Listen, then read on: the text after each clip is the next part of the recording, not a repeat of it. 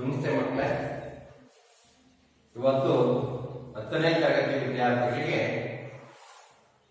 ಗಿಲ್ಲು ಪಾಠವನ್ನ ಮುಂದುವರಿಸೋಣ. ನಾವು ಎರಡು ಭಾಗದಲ್ಲಿ ಮಾಡಿದ್ದು ಗಿಲ್ಲು ಪಾಠವನ್ನ. ಒಂದು ಭಾಗದಲ್ಲಿ गिल्लो का बारे में और गिल्लो स्नेह जीवी स्नेह भावत्व महादेव वर्मा जी का स्नेह भाव प्राणी दया का सीख मिलता है। पशु पक्षियों के स्वभाव और उनकी जीवन शैली के साथ साथ उनके प्रति महादेव वर्मा के प्रेम से बच्चे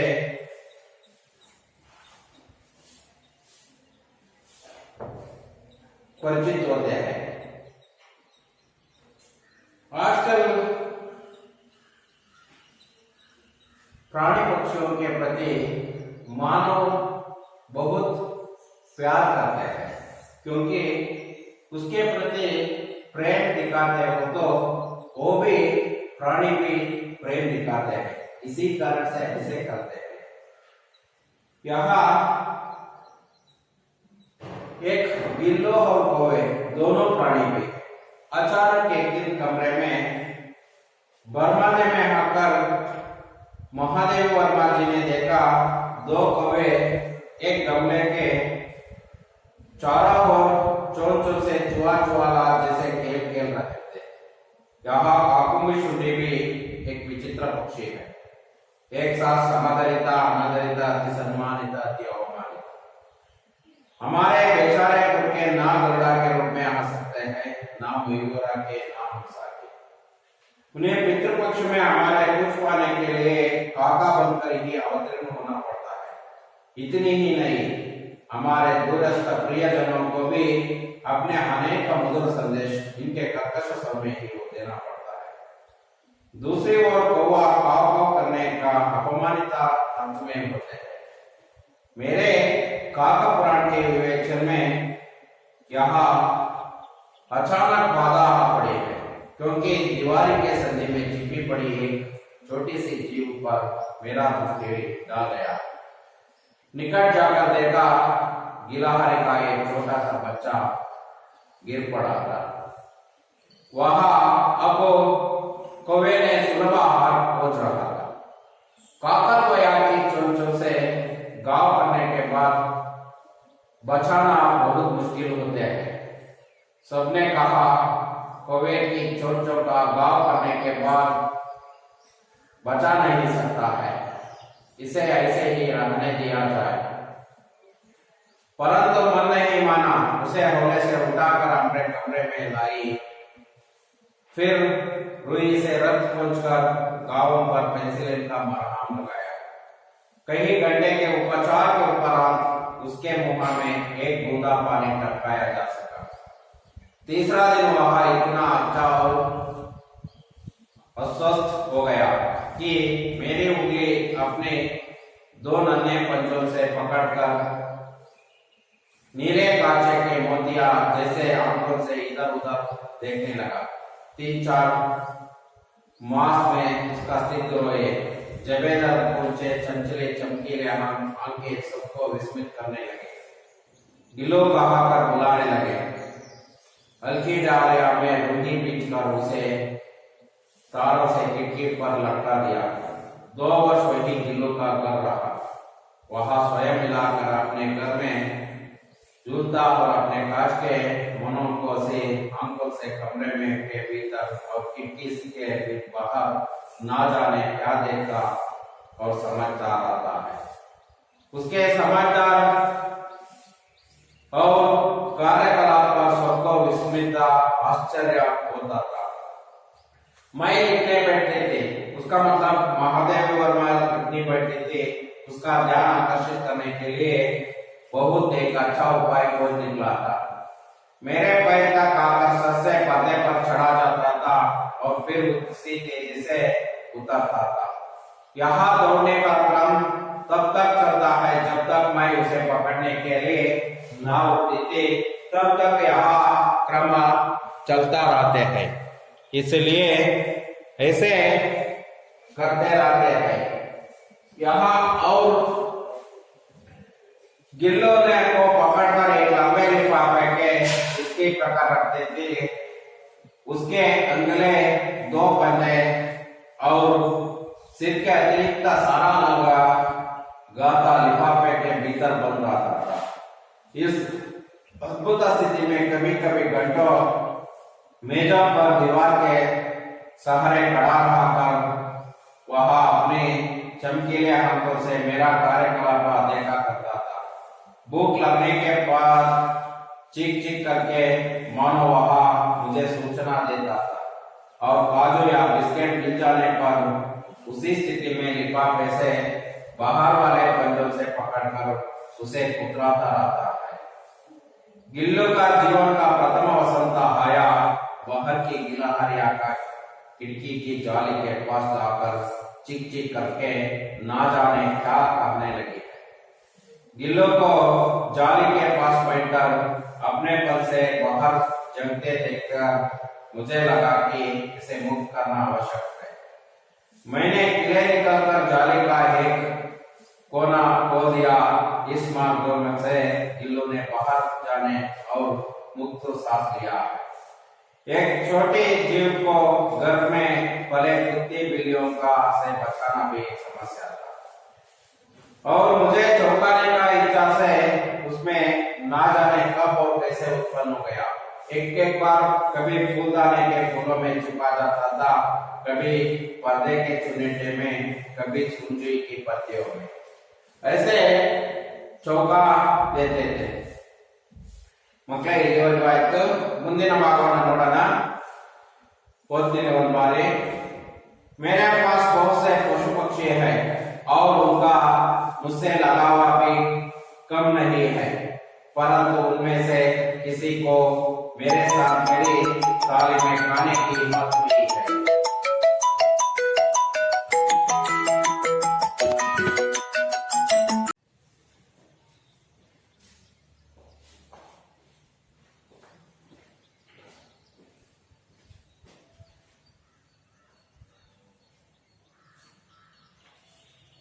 परंतु उनमें से किसी को मेरे साथ मेरी थाली में खाने की हिम्मत हुई है, ऐसा मुझे स्मरण नहीं आता।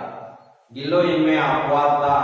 मैं जैसे ही खाने के कमरे में पहुंचाती, वह खिड़की से निकलकर आंगन की दीवार बरमादे पार करके मेज पर पहुंचा जाता और मेरी थाली में बैठ जाना चाहता। बड़ी कठिनाई से मैंने उसे थाली से के पास बैठना सिखाया, जहां बैठकर वह मेरी थाली में से एक एक चावल उठाकर बड़ी सफाई से खाता रहता। काजू उसका प्रिय खाद्य था और कई दिन काजू ना मिलने पर वह अन्य खाने की चीजें या तो लेना बंद कर देता था या झूले से नीचे फेंक देता था। उसी बीच मुझे मोटर दुर्घटना में आहत होकर कुछ दिन अस्पताल में रखना पड़ा। उन दिनों जब मेरे कमरे का दरवाजा खोल जाता, गिल्लो अपने झूले से उतर कर दौड़ता और फिर किसी दूसरे को देखकर तेजी से अपने घोंसले के में जा बैठता। सब उसे काजू दे जाते, परंतु अस्पताल से लौटाकर जब मैंने उसके झूले की सफाई की तो उसमें काजू भरे मिले, जिनसे ज्ञात होता था कि वह उन दिनों अपना प्रिय खाद्य कितना कम खाता रहा। मेरी अस्वस्थता में वह ताकि एक बार सिर खाने बैठकर अपने नन्हे नन्हे पंजों से मेरे सिर और बालों को होले होले सहलाता रहता। गर्मियों में जब मैं दोपहर में काम करती रहती तो गिल्लू ना बाहर जाता ना अपने झूले में बैठता। वह मेरे पास रखी सुराही पर लेट जाता और इस प्रकार समीप भी रहता और ठंडक में भी रहता। गिलहरियों के जीवन की अवधि 2 वर्ष से अधिक नहीं होती, अतः गिल्लू की जीवन यात्रा का अंत आ ही गया। दिन भर उसने ना कुछ खाया ना वहां बाहर गया। पंजे इतने ठंडे हो रहे थे कि मैंने जगाकर हीटर जलाया और उसे उष्णता देने का प्रयत्न किया, परंतु प्रभाता की प्रथम किरण के साथ ही वह चिरनिद्रा में सो गया। उसका झूला उतरा कर रखा दिया गया है और खिड़की की जाली बंद कर दी गई है, परंतु गिलहरी की नहीं पीढ़ी जाली के पास उस पार चीख चीख करती ही रहती है और सोंजुई हिलती ही रहती है। सोंजुई की लता के नीचे टीलू की समाधि है, इसलिए भी कि उसे वह लता सबसे अधिक प्रिय थी। इसलिए भी कि उस लघुगाथा का किसी बसंती दिन या जूही के प्रतिमा पिता छोटे फूलों के रूप में से खिल जाने का विश्वास मुझे संतोष देना है। पाठ का आशय, कौन कहा सकता है कि पशु पक्षी भावहीन प्राणी है? वे भी हमारी तरह कभी कभार हमसे भी हरि का भावनानुकूल विचारवान और सहृदय व्यवहार करते हैं। महादेव वर्मा ने एक छोटा सा जीव गिलहरी के बच्चे का रेखांकन कर प्राणी जगत की मानव सहज जीवन कैसी शैली का प्रतिभा प्रभावशाली चित्रण किया है। आज के संदर्भ में जहां मानव के स्वार्थ के कारण पशु पक्षी की जातियां लुप्त होती जा रही है, वहां महादेव वर्मा जी का यह संस्मरण उनकी रक्षा करने और उनके प्रति देव प्रेम भाव जगाने की दिशा में एक सार्थक प्रयत्न सिद्ध होता है। मಕ್ಕಳೇ ಇದನ್ನ ಓದ್ಕೊಳ್ಳಿ, ಆಮೇಲೆ ಎಕ್ಸ್ಪ್ಲೈನ್ ಮಾಡ್ತೀನಿ. ಒಂದು ಬಾರಿ ಓದ್ಕೊಳ್ಳಿ, ನೀವು ಒಂದು ಬಾರಿ, ಆಮೇಲೆ ಎಕ್ಸ್ಪ್ಲೈನ್ ಮಾಡೋಣ.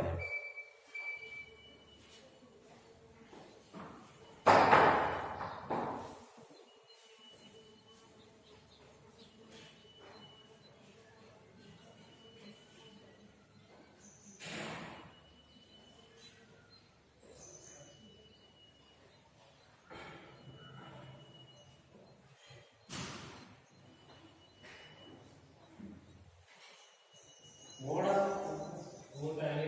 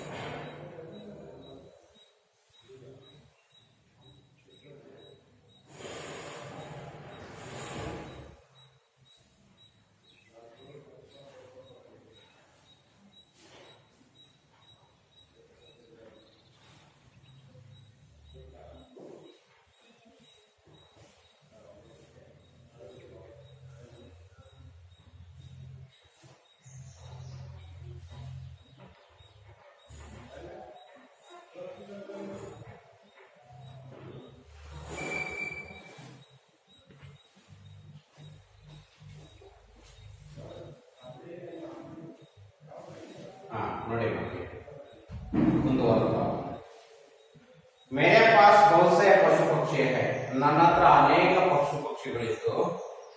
वहां उनका मुझसे लगाव भी कम नहीं है, आदर ಅದರ ಬಗ್ಗೆ ಆಸಕ್ತಿ ಕಡಿಮೆ ಅಂತೇನಿರಲಿಲ್ಲ. परंतु उनमें से किसी को मेरे साथ मेरी तालीम में खाने की हिम्मत हुई है. ಯಾವು ಸಹ ನನ್ನ ಜೊತೆಯಲ್ಲಿ ಕುತ್ಕೊಂಡು ತಿನ್ನುವಂತಹ ಧೈರ್ಯವನ್ನು ಯಾವು ಮಾಡಲಿಲ್ಲ. ऐसे मुझे स्मरण नहीं आता, ಈ ರೀತಿಯ ನೆನಪು ನನಗಿಲ್ಲ. ಗಿಲ್ಲು ಇನ್ಮೆ ಅಪವಾದ, ಆದ್ರೆ ಅಳಿಲು ಇದಕ್ಕೆ ಅಪವಾದ. मैं जैसे ही खाने के कमरे में पहुंचा था, ನಾನು ತಿನ್ನುವಂತಹ ಕೊಠಡಿಗೆ ಹೋಗ್ತಿದ್ದಕ್ಕಲೇ वहां खिड़की से निकलकर, ಅದು ಕಿಟಕಿಯಿಂದ ಹೊರಗಡೆಯಿಂದ ಬಂದು अंगन की दीवार पर हमारे पार करके मेज पर पहुंचा जाता था. ಅದು ಅಂಗಳ ಮತ್ತೆ ಬರ್ಮಾದೆಯನ್ನ ದಾಟಿ ನನ್ನ ಮೇಜಿನ ಬಂದು ಮೇಲೆ ಕೂತ್ಕೊಳ್ತಾ ಇತ್ತು. ಮೇರೆ ತಾಲಿ में बैठ जाना चाहता था, ಅದು ನನ್ನ ತಟ್ಟೆಯಲ್ಲಿ ಕೂತ್ಕೊಳ್ಳೋಕೆ ಇಷ್ಟಪಡ್ತಿತ್ತು. बड़ी कठिनाई से मैंने उसे ताली के पास बैठना सिखाया.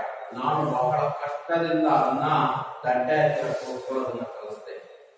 जहां बैठकर वहां मेरी थाली में से एक चावल उठाकर बड़ी सफाई से खाता रहता. ಅದು ನನ್ನ ತಟ್ಟೆಯಲ್ಲಿ ಕೂತ್ಕೊಂಡ್ಬಿಟ್ಟು ಒಂದೊಂದೇ ಅನ್ನದ ಅಕ್ಕಿನ ಹಣ್ಣುಗಳನ್ನ ತಾನು ತಿಂತಾ ಇತ್ತು ಬಹಳ ಸ್ವಚ್ಛತೆಯಿಂದ. ಕಾಜು ಉಂಟ ಪ್ರಿಯ ಖಾದ್ಯ ಅಂತ, ಕಾಜು ಅದಕ್ಕೆ ಬಹಳ ಇಷ್ಟವಾದ ತಿಂಡಿ. ಕಹಿ ದಿನ ಕಾಜು ನಾ ಮಿಲ್ನೆ ಪರ್, ಕೆಲವಷ್ಟು ದಿನ ಆ ಕಾಜು ಸಿಗದಿದ್ದಾಗ पर वह अन्य खाने की चीज को लेना बंद कर देता था, ಬೇರೆ ವಸ್ತುಗಳನ್ನ ತಿನ್ನೋದನ್ನ ಬಂದ್ ಮಾಡ್ತಿತ್ತು. ಜೂಲೆ से नीचे फेंक जाता, ಆ ಜೂಲಿಯಿಂದ ಕೆಳಗಡೆ ಒಸಿತಾ ಇತ್ತು. उसी बीच मुझे मोटर दुर्घटना में आहत होकर कुछ दिन आस्पत्रे में रहना पड़ा. ಆ ನಡುವೆ ನನಗೆ ಮೋಟಾರ್ ದುರ್ಘಟನೆ ಆಯ್ತು. ಮೋಟಾರ್ ದುರ್ಘಟನೆಯಲ್ಲಿ ಏನಾಯ್ತು ಅಂದ್ರೆ ನಾನು ಹಾಸ್ಪಿಟಲ್ ಅಲ್ಲಿ ಸೇರ್ಬೇಕಾಯ್ತು. ಆಗ ಮುಂದಿನ ಮೇರೆ ಕಮರೆ ಕಾ ದರ್ವಾಜಾ ಖೋಲ್ ಜಾತಾ, ಆಗ ನನ್ನ ಕೊಠಡಿಯನ್ನು ತೆರೆದು ನೋಡ್ರೆ ಗಿಲ್ಲು अपने झूले से उतर कर दौड़ता है. ಗಿಲ್ಲು ತನ್ನ झूलेಯಿಂದ ಇಳಿದ್ಬಿಟ್ಟು ಓಡುತ್ತಿತ್ತು. फिर किसी दूसरे को देखकर तेजी से घोंसले में जा बैठा था. ಇನ್ನೊಬ್ಬರನ್ನ ಯಾರನ್ನೋ ನೋಡ್ಬಿಟ್ಟು ಮತ್ತೆ ತನ್ನ ಗೂಡಿಗೆ ಹೋಗಿ ಕೂತ್ಕೊಳ್ತಿತ್ತು. सब उसे काजू देता था, और ಎಲ್ಲರೂ ಸಹ ಅದಕ್ಕೆ ಏನನ್ನ ಕೊಟ್ಟಿದ್ರು, ಕಾಜು. ಕಾಜು उसका प्रिय खाद्य, प्रिय खाद्य ಕಾಜು. ಹಾಗಾಗಿ ಅಂತಹದನ್ನ ಕೊಡ್ತಾ ಇದ್ರು. नेक्स्ट, अस्पताल से लौटाकर मैंने उसके झोले में सफाई की. ನಾನು ಹಾಸ್ಪಿಟಲ್ ಇಂದ ಹಿಂತಿರುಗಿ ಬಂದು ಅದನ್ನ ಕ್ಲೀನ್ ಮಾಡ್ತೀನಿ. उसमें काजू भरे मिला है, ಅದು ತುಂಬಾ ಕಾಜು ಸಿಕ್ತು. जिससे ज्ञात होता है, ಇದರಿಂದ ಗೊತ್ತಾಯ್ತು कि ಏನಂದ್ರೆ वहाँ उन दिनों अपना प्रिय खाद्य कितना कम खाता था, ಅದು ತನ್ನ ಇಷ್ಟವಾದ ಆಹಾರವನ್ನು ಎಷ್ಟು ಕಡಿಮೆ ತಿಂತಾ ಇತ್ತು ಅಂತ. मेरी अस्वस्थता में वहाँ ताकिया पर सिरहाने बैठकर अपने अपने नन्हे पंजों से मेरा सिर और बालों को हुले हुले सालाता था. ನಾನು ಅಸ್ವಸ್ಥತಾ ಇದ್ದಂತ ಸಮಯದಲ್ಲಿ, ಸ್ವಸ್ಥತಾ का विलोम शब्द,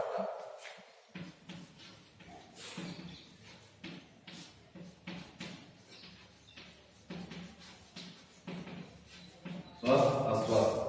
ನಾನು ಅಸ್ವಸ್ಥತಾ ಇದ್ದಾಗ, ಅನಾರೋಗ್ಯದಲ್ಲಿದ್ದಾಗ ಏನ್ ಮಾಡ್ತಾ ಇತ್ತು ಅಂದ್ರೆ ಅದು ತಾಕಿಯಾ ಪರ್ ಸಿರಹಾನೆ बैठकर ನನ್ನ ತಲೆ ಮೇಲೆ ಕೂತ್ಕೊಂಡ್ಬಿಟ್ಟು ನನ್ನೇ ಪಂಜೋಸೆ, ಸಣ್ಣ ಸಣ್ಣ ಉಗುರುಗಳಿಂದ ಮೇರೆ ಸೇರಿ ನನ್ನ ತಲೆ ಮತ್ತು ಬಾಲವು ಕೂದಲುಗಳನ್ನ ನಿಧಾನವಾಗಿ ಸವರ್ತಾ ಇತ್ತು. गर्मियों में जब मैं दोपहर में काम करती रहती है, ಬಿಸಿಲಿನ ದಿನಗಳಲ್ಲಿ ನಾನು ಮಧ್ಯಾಹ್ನದಲ್ಲಿ ಕೆಲಸವನ್ನು ಮಾಡ್ತಿದ್ದೆ. ಗಿಲ್ಲು ನಾ ಬಾಹರ್ ಜಾತಾ ಹೈ, ಆಗ ಅದು ಅಳಿಲು ಹೊರಗಡೆ ಬರಲಿಲ್ಲ. ನಾ अपने झूले में बैठा था, ಅದು ತನ್ನ झूलेಯನ್ನು ಕೂತಿರಲಿಲ್ಲ, ಕೂಡಿನಲ್ಲಿವೆ. वहाँ मेरे पास रखी सुराई पर लेट जाता, ಅದು ನನ್ನ ಹತ್ತಿರ ಇದ್ದಂತಹ ಸುರಾಯಿ. ಸುರಾಯಿ ಅಂದ್ರೆ ನೀರು ತುಂಬಿದಂತಹ ಮಡಿಕೆ, ಅದಕ್ಕೇನಂತೀವಿ ಸುರಾಯಿ ಅಂತ ಕರಿತೀವಿ ಮಕ್ಕಳೇ. ಆ ನೀರು ತುಂಬಿದ ಮಡಿಕೆಯ ಮೇಲೆ ಕುತ್ಕೊಳ್ತಾ ಇತ್ತು. ಸಿರಾಹಿ ಪರ್ ವೈಟ್ ಚಾತಾ, ನೀರು ತುಂಬಿದ ಮಡಿಕೆ ಮೇಲೆ ಕುತ್ಕೊಳ್ತಾ ಇತ್ತು. ಲೇಟ್ ಚಾತಾ ಅಂದ್ರೆ ಮಲಿಕೊಳ್ತಾ ಇತ್ತು. इस प्रकार समीप भी रहता था, ಈ ರೀತಿಯಾಗಿ ನನ್ನ ಹತ್ತಿರನೇ ಇರ್ತಾ ಇತ್ತು. वहाँ ठंडक में भी रहता है, ಅದು ತಣ್ಣಗೆ ಇರ್ತಾ ಇತ್ತು. गिलहरियों के जीवन की अवधि 2 वर्ष से अधिक नहीं होता है. ಎಲ್ಲರಿಗೂ ಗೊತ್ತಿದೆ ಗಿಲ್ಲುವಿನ ಅವಧಿ ಅದರ ಜೀವನ ಅವಧಿ ಎಷ್ಟಂದ್ರೆ 2 ವರ್ಷಕ್ಕಿಂತ ಕಡಿಮೆ ಇಲ್ಲ, ಹೆಚ್ಚಿಗೆ ಇಲ್ಲ. 2 ವರ್ಷಕ್ಕಿಂತ ಹೆಚ್ಚಿಗೆ ಇಲ್ಲ. ಹಾಗಾದ್ರೆ ಮಕ್ಕಳ ಗೊತ್ತಾಗ್ಲಿ ಅದರ ಜೀವನಾವಧಿ ಕೇವಲ 2 ವರ್ಷ. ಆ 2 ವರ್ಷಕ್ಕಿಂತ ಜಾಸ್ತಿ ಅದರ ಜೀವನಾವಧಿ ಇಲ್ಲ. ಹಾಗಾಗಿ 2 ವರ್ಷ ಇರ್ತಾ ಇತ್ತು. ಹಾಗಾಗಿ ಅದನ್ನ 2 ವರ್ಷ ಆಯ್ತು ಜೀವನಾವಧಿ. ಹಾಗಾಗಿ अतः गिल्लों के जीवन यात्रा का अंत ही आ गया. ಅದರ ಜೀವನ ಯಾತ್ರಾ ಕೊನೆ ದಿನಗಳು ಬಂದು दिन भर उसने ना कुछ खाया, ದಿನವಿಡೀ ಏನನ್ನು ತಿನ್ನಲಿಲ್ಲ. ना वह बाहर गया, ಅದು ಹೊರಗಡೆನೂ ಸಹ ಅವತ್ತು ಹೋಗ್ಲಿಲ್ಲ. पंजे इतने ठंड हो रहे थे, ಅದರ ಉಗುರುಗಳು ಇಷ್ಟು ತಣ್ಣಗಾಗಿದ್ದು ಏನಂದ್ರೆ मैंने जगा कर हीटर चलाया, ನಾನು ಎಚ್ಚೆತ್ತುಕೊಂಡ್ಬಿಟ್ಟು ಅವಕ್ಕೆ ಹೀಟರ್ ಬಿಸಿಯನ್ನ ಕೊಟ್ಟೆ. उसे उष्णता देने का प्रयत्न किया, ಅದಕ್ಕೆ ಬಿಸಿಯನ್ನ ಮಾಡೋದಕ್ಕೆ ಪ್ರಯತ್ನ ಮಾಡಿದೆ. परंतु प्रभात के प्रथम किरण के साथ ही वह स्थिर निद्रा में सो गया है. ಅದು ಸೂರ್ಯನ ಕಿರಣಗಳು. ಪ್ರಭಾತ ಅಂದ್ರೆ ಸೂರ್ಯ.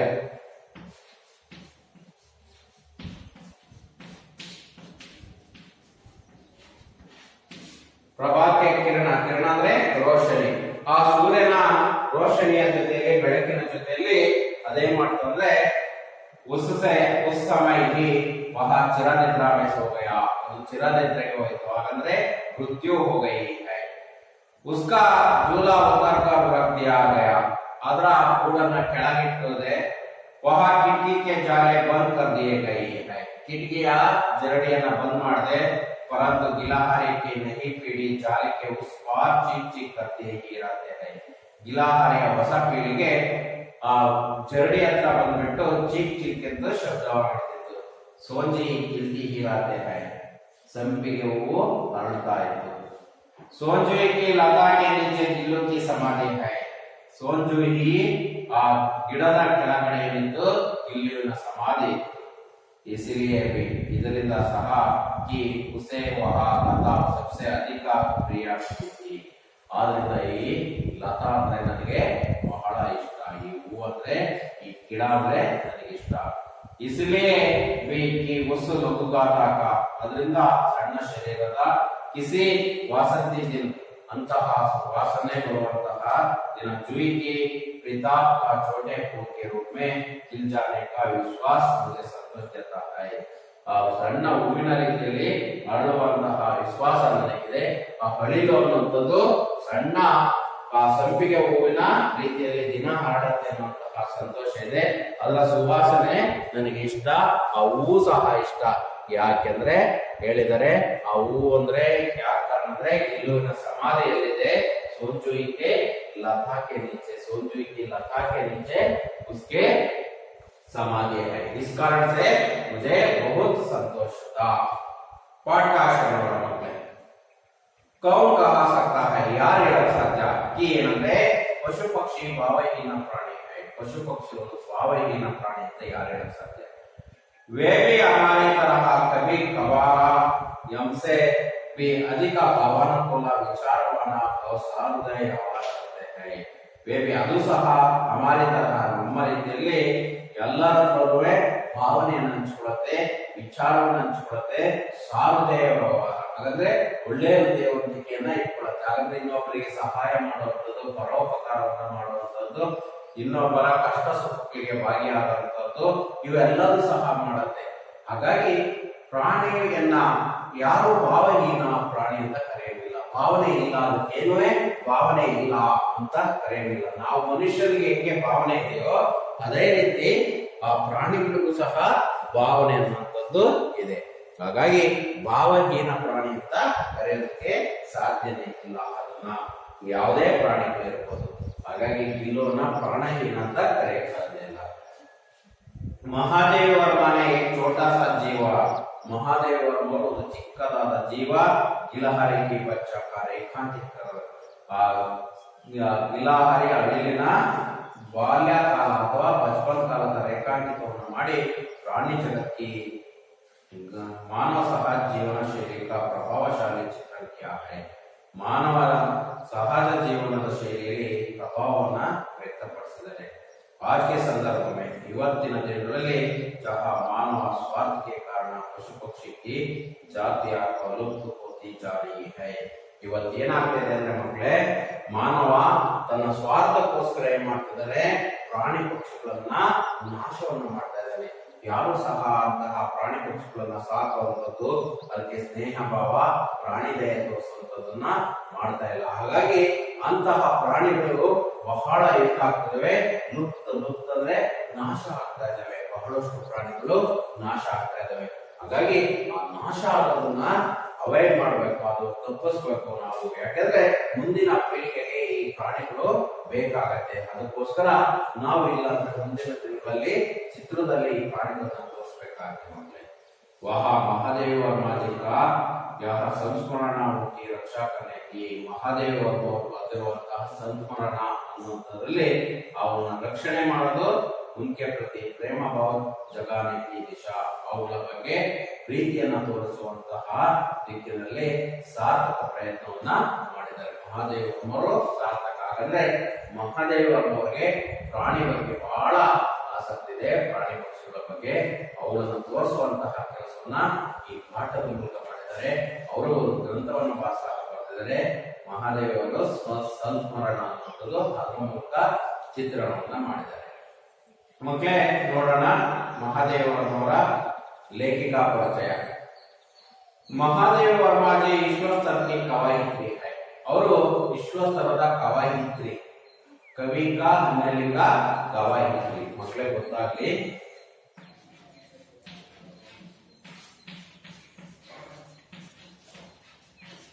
कवयित्री ಇದು अन्यलिंग कवि का कवयित्री ಹೆಸರಿನಲ್ಲಿ ಆಧುನಿಕ ಮೀರಾ भी कहा जाता है. ಈಕೆಯನ್ನ ಆಧುನಿಕ ಮೀರಾ ಅಂತ ಕರೀತಾರೆ. ಆ ರೀತಿಯ ರಚನೆಗಳನ್ನ ಮಾಡ್ತಾರೆ ಅಂತ. ಹಾಗಾಗಿ ಉನ್ಕ ಜನ್ಮ 24 ಮಾರ್ಚ್ 1907 1907ರಲ್ಲಿ ಫರುಖಾಬಾದ್ में हुआ है. ಅವರ ಜನ್ಮ ಫರುಖಾಬಾದ್ನಲ್ಲಿ ಆಯ್ತು 24 ಮಾರ್ಚ್ 1907 में. उनके पिता ಗೋವಿಂದ ಪ್ರಸಾದ ವರ್ಮ, ಅವರ ತಂದೆ ಹೆಸರು गोविंद प्रसाद वर्मा, माता हेमा रानी. उन्होंने प्रयाग के विश्वविद्यालय में संस्कृत के MA उपाधि प्राप्त कर प्रयाग के महिला विद्यापीठ के प्रधानाध्यापक के पद संभाला है. ಈ ರೀತಿಯ ಹುದ್ದೆಗಳನ್ನೆಲ್ಲ ಮಾಡಿದ್ದಾರೆ, ಸಂಭಾವನೆಯನ್ನ ಮಾಡಿದ್ದಾರೆ. MA ಉಪಾಧಿಯನ್ನ ಪ್ರಯಾಗ್ ವಿಶ್ವವಿದ್ಯಾಲಯದಲ್ಲಿ ಪಡ್ಕೊಂಡಿದ್ದಾರೆ. ಮಹಾದೇವರನ್ನ ಮಾಡಿದ್ದಾರೆ. ಯಾಮ, ಸಂಧ್ಯಾಗೀತ, ದೀಪರೇಖ, ನೀರಜ, ಹೀಗೆ ಅನೇಕ ಕೃತಿಗಳನ್ನ ರಚನೆಗಳನ್ನ ಮಾಡಿದ್ದಾರೆ. ಇವರ ಬರೆದಿರುವಂತಹ ಯಾಮ, ಇದು ಮುಖ್ಯ ಮಕ್ಕಳೇ. ಯಾಮ ಅನ್ನುವಂತಹ ಕೃತಿಗೆ ಸಿಕ್ಕಿದೆ ಜ್ಞಾನಪೀಠ ಪುರಸ್ಕಾರವನ್ನ ಪಡ್ಕೊಂಡಿದ್ದಾರೆ. ಜ್ಞಾನಪೀಠ ಪುರಸ್ಕಾರವನ್ನ ಸಿಕ್ಕಿದೆ. ಯಾಮ ಎನ್ನುವಂತಹ ಕೃತಿಗೆ ಇವರಿಗೆ ಜ್ಞಾನಪೀಠ ಪುರಸ್ಕಾರವನ್ನು ಸಹ ಸಿಕ್ಕಿದೆ. ಇಂತಹ ಒಳ್ಳೆ ಕವಿ ಮಹಾದೇವಿ ವರ್ಮ ಅವರು, ಮಹಾದೇವಿ ವರ್ಮಾಜಿ. ಹಾಗಾಗಿ ಮಹಾದೇವಿ ವರ್ಮವರ ಬಗ್ಗೆ ನಮಗೆ ಗೊತ್ತಾಯ್ತು ಮಕ್ಕಳೇ. ಅಲ್ಲಿಗೆ ಈ ಪಾಠ ಮುಗಿತು ಮಕ್ಕಳೇ. ಅಲ್ಲಿಗೆ ಇಲ್ಲೂ ಪೂರ್ತಿ ಮುಗಿಸಿದ್ವಿ. ಇದರ ನೋಟ್ಸ್ ಬರ್ಕೊಂಡು ಕ್ವಶನ್ ಆನ್ಸರ್ ಅನ್ನ ಕಲ್ತ್ಕೊಂಡು ಘಟಕ ಪರೀಕ್ಷೆಗೆ ರೆಡಿ ಆಗಿ ಮಕ್ಕಳೇ. ಓಕೆನಾ? ಧನ್ಯವಾದ.